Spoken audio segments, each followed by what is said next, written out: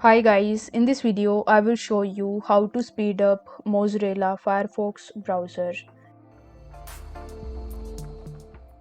In order to do this, you first have to launch your Mozilla Firefox browser, and then the first thing that you need to do is to simply search for any latest updates, because whenever you are using the older version of Firefox browser, you might get some lags or some problems while browsing on Firefox.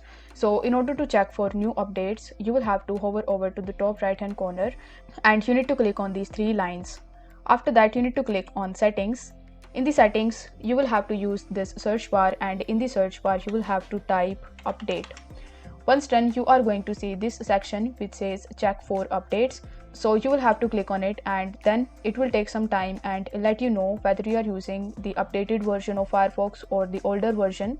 So if you are getting any older version, then it will show you the latest version setup over here. So you will have to click on that, and you simply need to update your Mozilla Firefox web browser. The second thing that you can use is you can simply use the ad blockers, because whenever we use any of the websites that has a lot of ad placed, the performance of any of the browsers get reduced. So in this situation, what you can do is you can simply use any ad blocker.